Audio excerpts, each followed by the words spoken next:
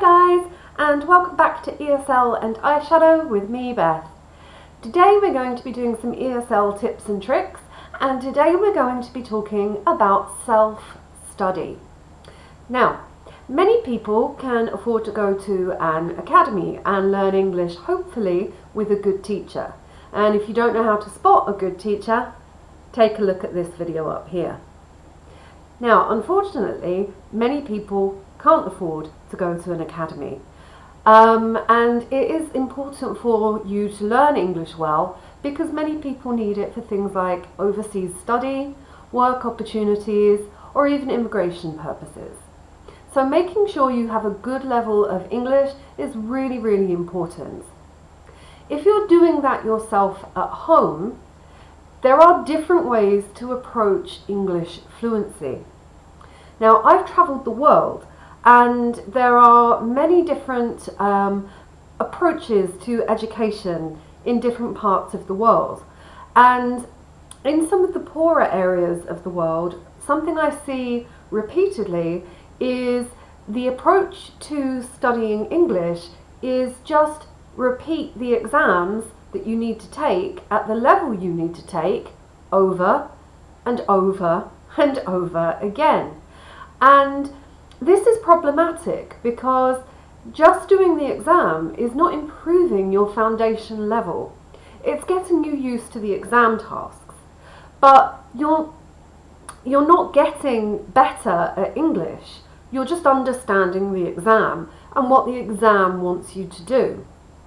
The best way to self-study in order to improve all of your skills and pass your exam, especially your speaking exam, is to work on your foundation grammar and vocabulary. Learn your level. Don't overreach. In the description box, I will leave a link to my own academy's website where you can take for free a level test which will tell you whereabouts you sit on the CEFR approximately. And this will tell you what sort of material you should be using to increase that level. So if you take the test and you come out as a B1 or an IELTS 5.5, then you know you need to be looking at materials for 6s or 7s or B2 in order to improve the level that you're at. If you're not working on your grammar and your vocabulary and you're just doing exams over and over again, then you're never going to get better. It doesn't matter how many times you read something or how many times you listen to something. If you don't understand the grammar, if you don't understand the vocabulary, you're never going to get the right answer. So it actually takes students who prepare for an exam in that way, exam over and over and over again, a lot longer to pass the exam because they're having to learn their grammar and their vocabulary in a kind of osmosis fashion through looking up words they don't know or grammar structures they don't know in the exam themselves. Whereas it would be much easier to go online, find some online grammar books for the level you are and study. If you know the grammar and you know the vocabulary, it doesn't matter what questions come up or what exam you're taking because you already have the grammatical and the vocabulary knowledge to pass the exam at the level you want. So my advice to you, if you are self-studying at home, is the following. Find yourself some good grammar and vocabulary books. There are many that you can find and you can just search for them online with the name of the book you want and then PDF download. And a lot of these books are available on websites like SlideShare for you to download completely free of charge. Do that and work on your grammar. Work on your vocabulary. Do 2 or 3 units of each book that you download and then do a test and see if you've improved. And then keep repeating that. The problem is, especially with IELTS and ESL exams, the material is finite. So official test material runs out very, very quickly. And then you're left with either unofficial or worse, student-made material to practice with. And that is not going to help you. I have seen some truly terribly put together exam task questions online of students trying to remember and be helpful, trying to remember the questions they were asked or the essay topics they were given. But unfortunately, because they don't remember perfectly, the tasks are then not structured in a way that's going to be helpful for anyone trying to learn from them. So, take your time with the preparation, the official preparation books.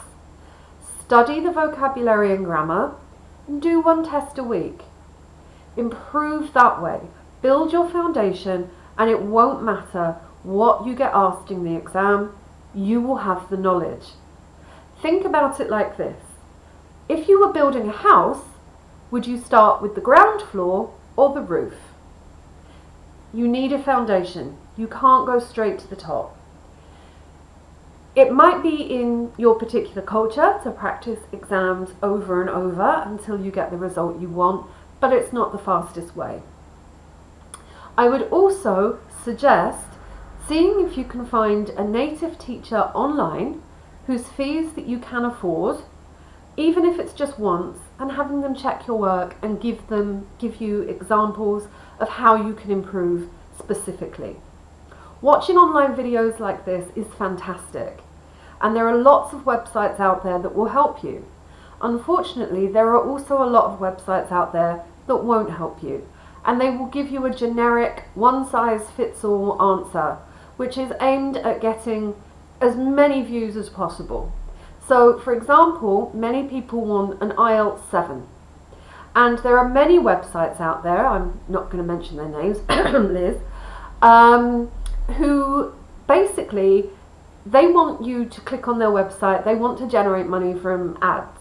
And so what they'll do is they will aim their advice so that it's understandable for lower levels and it sounds good to higher levels too. But that's where so many of those people only ever get 6.5, because it has to be accessible to the lower levels too. You have to remember that your strengths and weaknesses will be different from student to student. So what you struggle with won't be what someone else struggles with. So these websites are not going to give you tailored help. So self-study with grammar and vocabulary books. There are so many good ones out there and they are very clear. Once you've done that, practice your exams.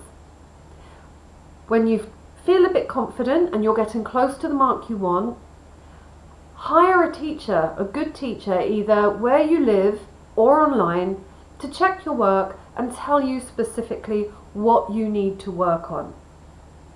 Once you've done that, just continue practicing your vocabulary and your grammar. That really is the most important advice. Do practice exams. I'm not saying that's not important. It is.